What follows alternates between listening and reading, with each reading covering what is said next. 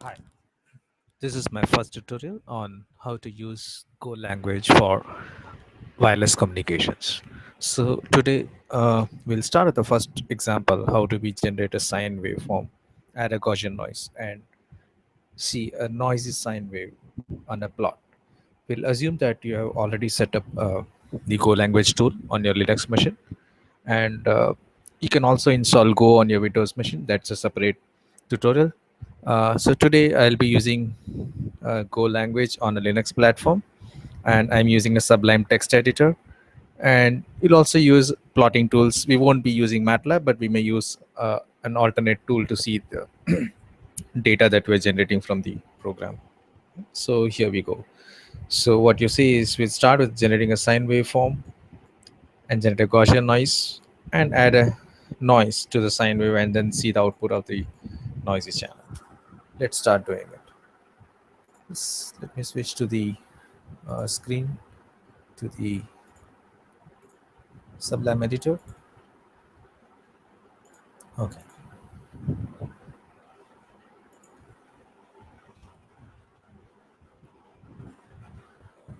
So what you see here is a sample code. So I'll share the links where you can see the plots. So let's assume that uh, assuming that you already done a hello world code. In case not, let's have a quick look at how do you write a small hello world code and then generate the data and see how do you plot it outside. So typically Go is a language where it does not have a built-in plotting tool or anything. This is basic C++ kind of language, right? And it generates native code. Let's write a simple code where it does a hello world, and then we'll start looking at generating a vector of data, right? And we'll also restrict today's tutorial on using real samples instead of generating a complex waveforms, right? Okay, let's say, and a typical Go code will always have a file name with an extension .go. So today we have, okay, so this is my first code which says example1.go, and each main application in a Go code always starts with the package name main. Okay, let's say, let's look at the folder structure here. Uh, so if you look at Go env,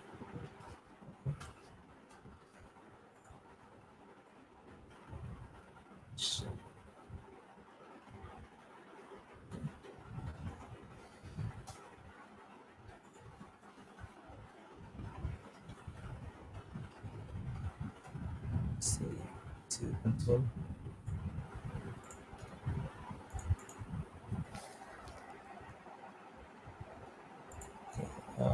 Maybe I should have a console to see it. Okay.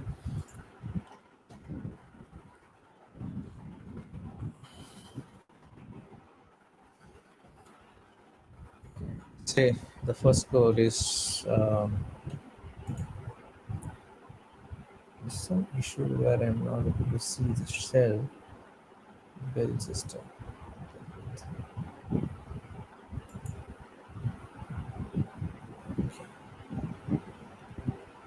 Code. Code syntax not defined.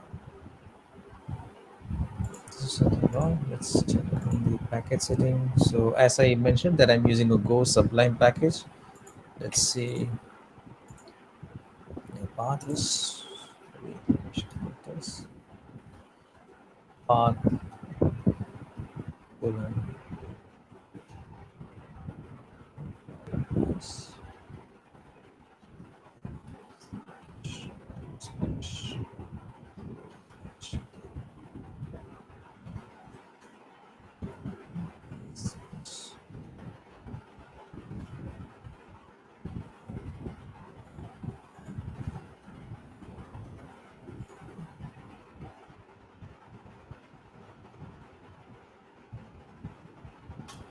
Oh, here it is.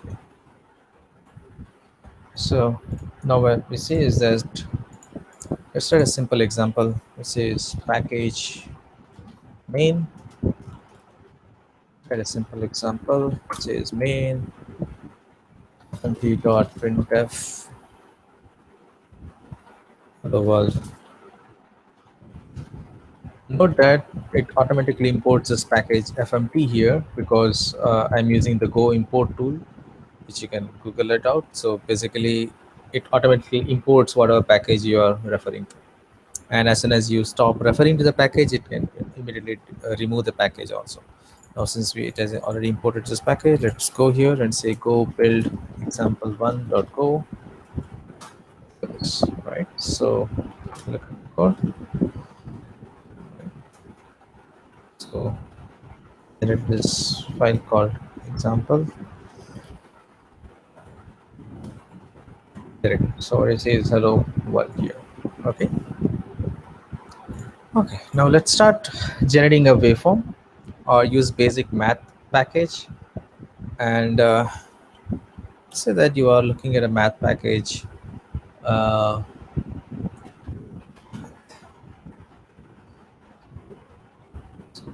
With the Go Sublime, it has a very quick shortcut, handy tool for add and remove package. So go here, add remove package, and say you are looking at a math package. So it says there's a standard library, math, input it, and you got the math package imported. Math dot, right? Here it is. You have a math dot sign function, which generates a sign value for the given argument x. Okay. And note that all the functions which are exported always starts with the capital letters, which I assume is known. Maybe we can cover it on another basic tutorial on typical syntax of a Go language. So we got the sign function here. Let's say we are looking at values from 0 to pi, and we'll check the output of the value, and then we'll see, we can try to plot the values, right? So here is my argument alpha. Let's say x, which is very common to say. And note that we are not already defined a variable called y, right? So I'm using this operator, which actually creates a variable. And if you just put your pointer on the sign, it says that is a function sign takes an argument which is of type float 64, returns a float 64 variable. Y is a float 64 variable which is generated. Okay, and let's generate a for loop. It generates values from 0 to, say we want to start from 0.0 to a value.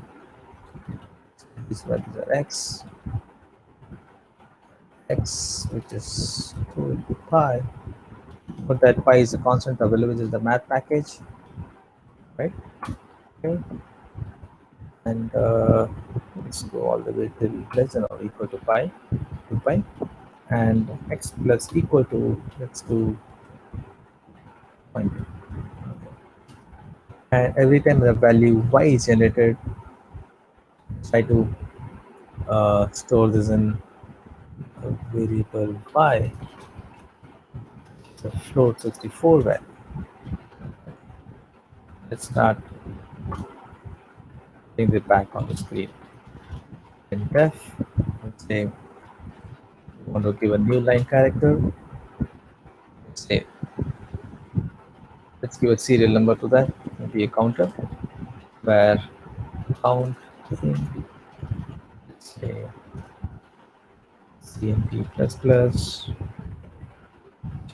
counter, want to see this percentage d, and then percentage f for the float, which is x, and then we have percentage y, other f, which gives y. So count comma x comma y should give me, for each of the samples, we see what is the x, the pi value, and what is the corresponding, the theta value, and what is the corresponding y we are getting. Okay, let's start running this code. Okay, so run.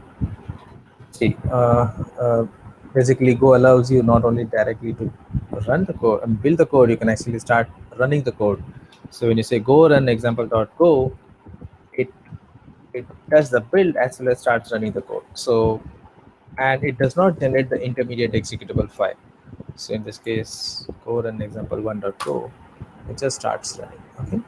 Okay. We have this hello world. We should say not.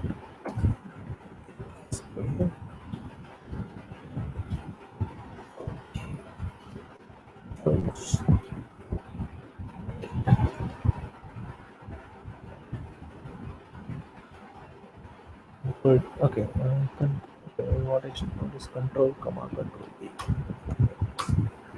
So you got it, right? So you have running from 0 to 31 samples, 0 to pi, right? 0 to 2 pi, and here are the y values.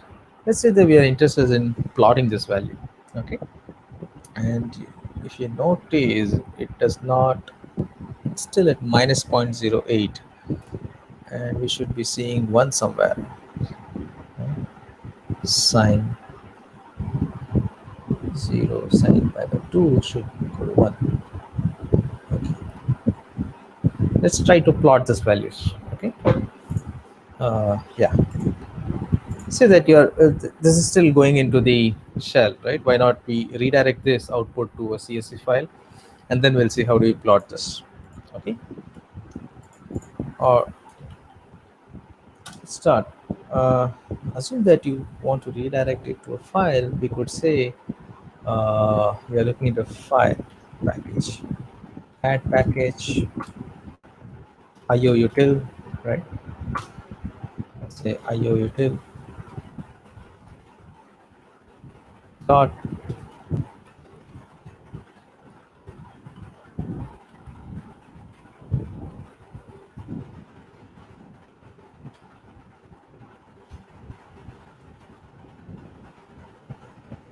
OS package.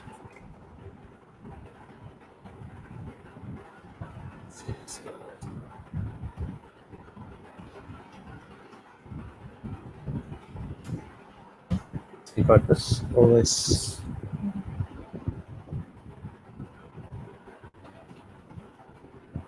Okay.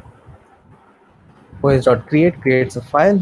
Let's say output.csv, and let's assign to the, and please you should note that the output of this function are actually two arguments. There are two output. One is the pointer to the os.file structure, and then there is an error. Basically the error would say whether you the if the system was able to create a file or not. Okay, let's catch both that. Basically not catch, let's say fd is the file pointer comma error, and on the fly we create both the variables. If there is an error, we would like to see. If error is not equal to null, we would like to know what happened. We'll say e.printf, sorry, there is a file open error. And what was the error? Just print error, right? Note that the println function takes care of all the data types, and it knows how to print those custom data types also. And once we print this, we just return out of this. Okay, we are not interested in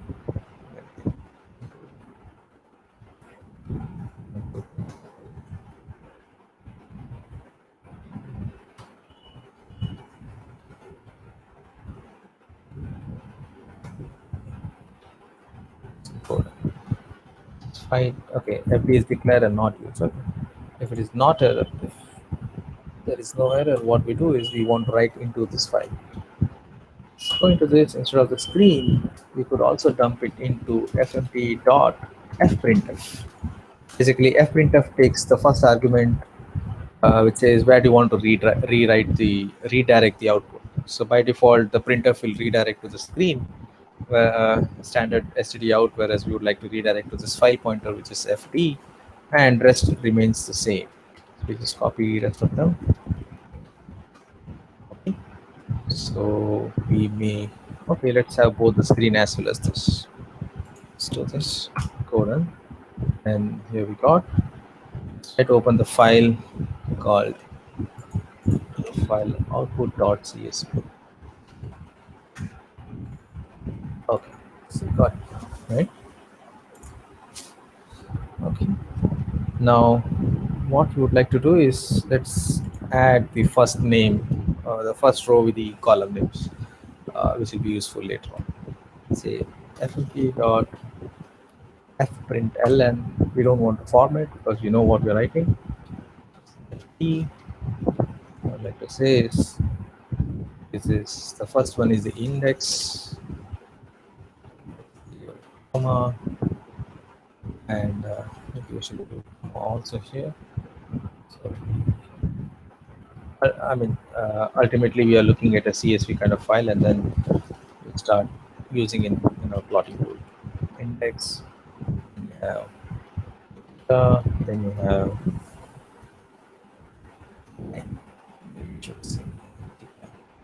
buyout. Now let's again. Okay. So note that we only gave it in the CSV file. Open the CSV file. Here we got. So we have an extra slash n coming in. Maybe we should. Okay, it was not an ln. We don't want a new line there.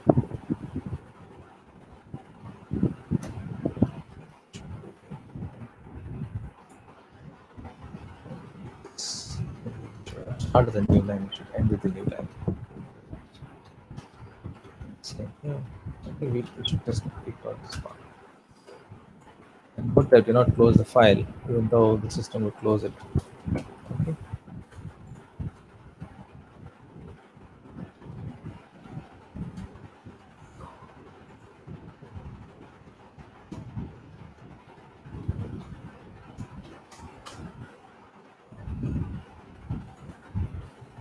Go run example one.go.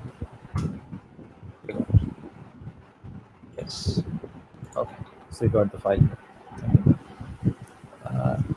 Yeah, it's fine. So now let's start plotting this data. Okay. So to plot the data, what I've done is just note I'll be sharing the link. You'll be able to see the link where I have hosted a small index file, which basically is a C3JS based tool which takes a CSV file and plots, gives a line plot. And you also need a small tiny HTTP server where it'll be rendering the HTML file. Note that you could use a Chrome browser to render the CSV file, the HTML file, but we are referring to the CSV file, which is a local file, right? So it's better if you can have a small HTTP server. And if you're looking at a HTTP server, there is a small code. I mean, Go can actually run a small tiny HTTP server. It has a built-in package. I've also shared a small code which just runs HTTP server in the current folder, and we'll be able to use the browser to uh, uh, render the HTML files in that. Okay. Would like to see is the file that I have shared is this. Basically, it's a simple HTML file which has just some header which says tutorial, a plot of the CSV file, and then there is a small devel event, which is, I mean, those are not related to HTML or web technologies. You may just ignore this because you just have a CSV file. You may use a MATLAB to load the file, CSV file, and then you can plot it in MATLAB also. I have a MATLAB ready. Maybe I can do it there, or we'll do it in the browser. Okay, just give me a second. I can. So what I do is start an HTTP server. Okay. Right. So let's switch the screen to the browser. Uh,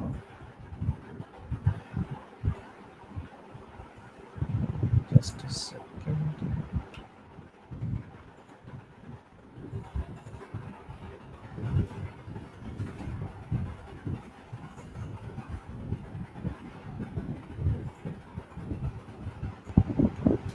Okay.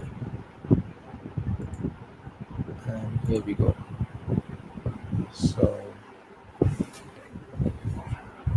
what we do is see the browser. Yes.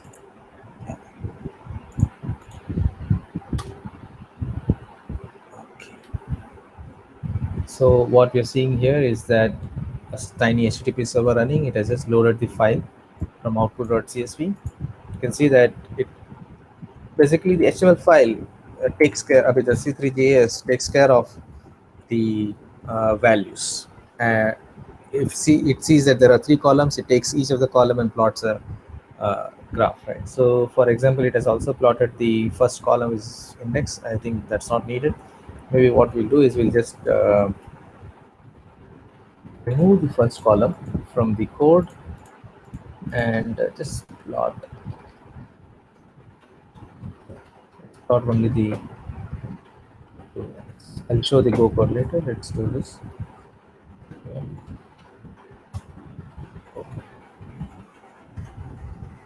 Here we go.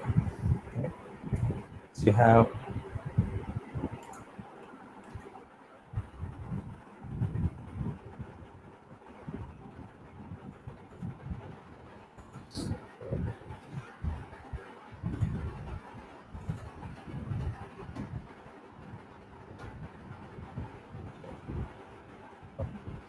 so basically it shows what the theta value is. We know that theta is increasing from 0 to 6 point.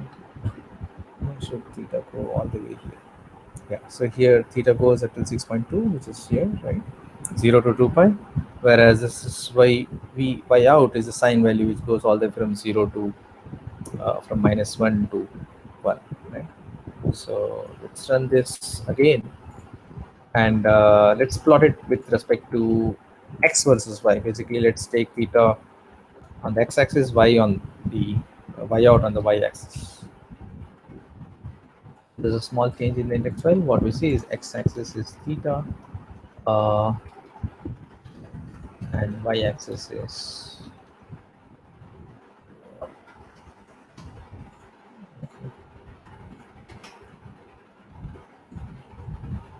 here we go. Right. So now you see that this is y out all the way going from here and here. Right. So one more step, it should have come to 0 again. See. And back to the smart pico code.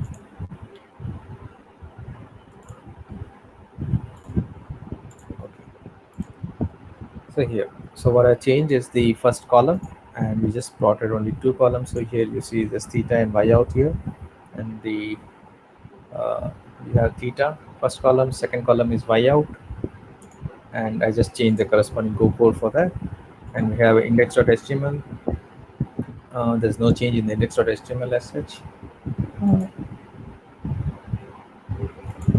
Oh yeah, so that is here we go. Yeah. So here what we mentioned is that we say that the x-axis takes the column from theta and y-axis takes the column title y out, right? And then this does the plotting. Okay. Going back to this code. So what we see,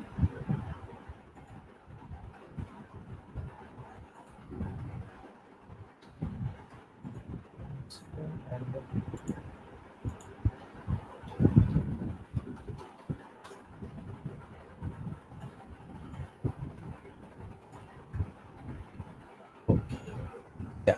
So let's say that we run this from instead of 2 pi, let's run this till 10 pi. And code done.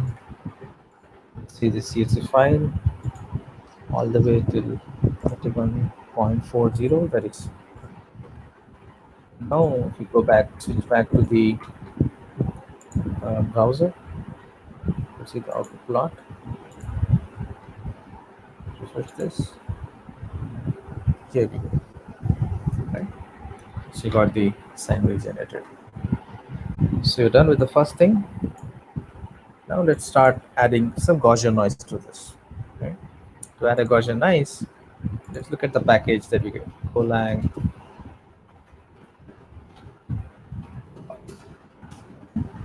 product goes to this. Okay.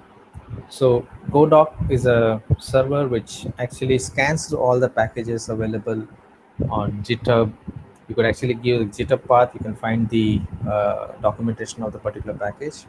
Right. So let's go to the. Let's look at the package here. So we are looking for math. Okay. So we have this math, which is a standard library. If you look at this, which is a GitHub hosted third-party package, is github.com/math. Let's look at this math rand. Okay, so what we're looking is a normal distribution random variable. Let's look at this example. So just like those are familiar with MATLAB, you know that you could set the seed, and then so that every time you run the simulation, you always get the random sequence coming, random values coming from with the same seed, right? So especially if you are repeating an experiment, you would like to know, are you seeing the same sequence of numbers?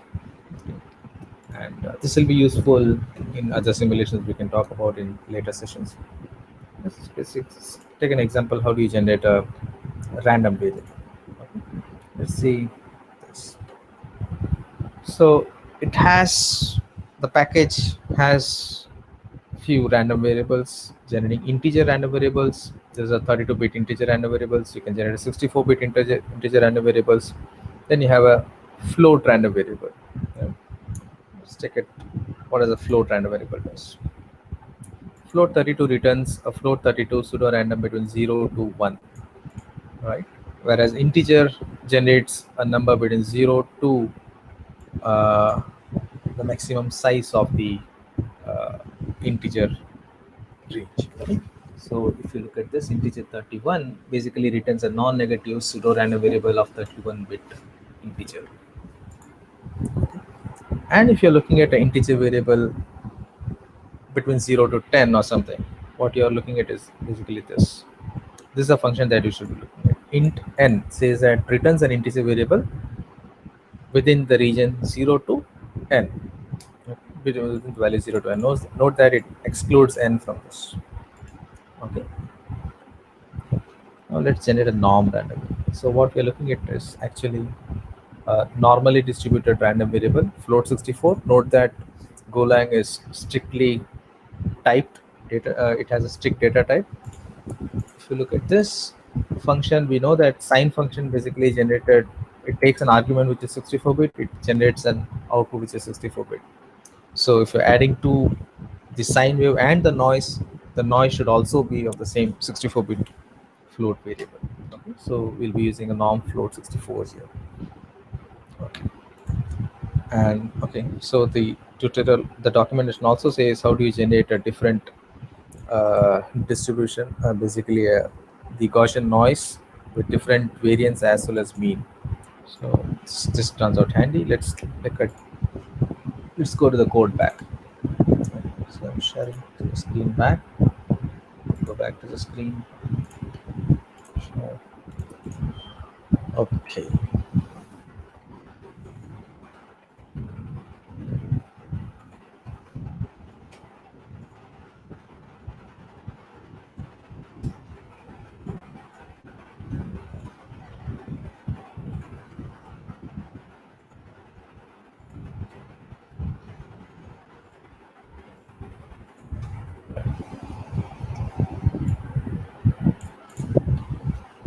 Let's include the RAM package. Add package. RAM. Yeah. Note that there are two packages. There's a crypto rand and a math rand. So we look at the math rand package. We got the math rand here.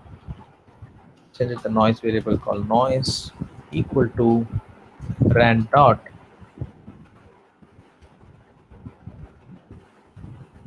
I'm not sure if we're able to see the auto-completed pop-up menu which enters norm float 64 is added to this. And if you remember, the sine function is generating a value between -1 to +1.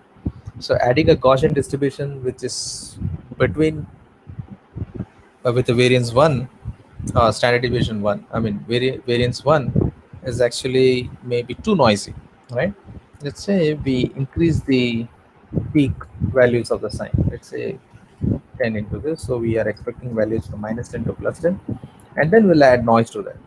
So now we have noise which is between with the variance 1. So we are expecting that Gaussian distribution will take values from -3 sigma to +3 sigma most of the time.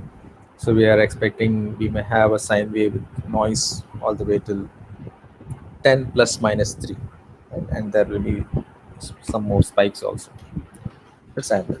So let's generate one more noisy waveform, right? So let's say z is a variable which takes y plus the noise, y plus noise. And so what we're expecting is that we'll be having one more column, which will be the noisy samples, right? So let's give that name as noisy. And we also need to change the index. And it should be okay to take two of them.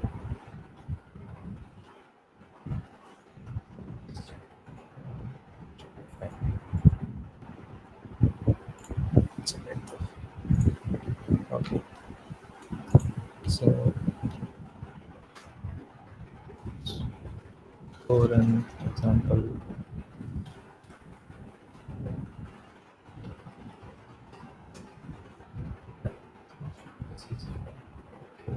so note that there is an extra argument given to the printf function, whereas uh, the format has only percentage %f and percentage %f. So it's expecting only two input arguments. Let's give one more percentage %f to this, then read in the code. So here, and we got theta, we got y out, and the noisy samples. Now if you go back to the plot,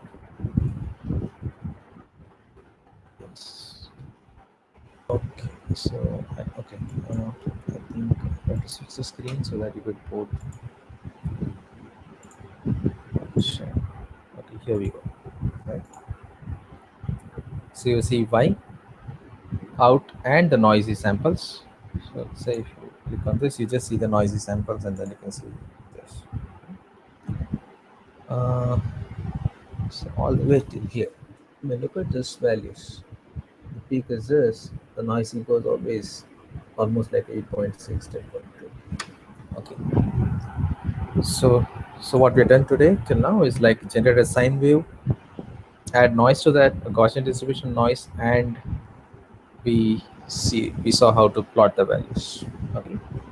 And this is the end of the tutorial for today. Hope you liked it, and we'll go more in details. We'll start using a vector and then see how do we generate the samples in vectors and add two vectors. And thanks for watching.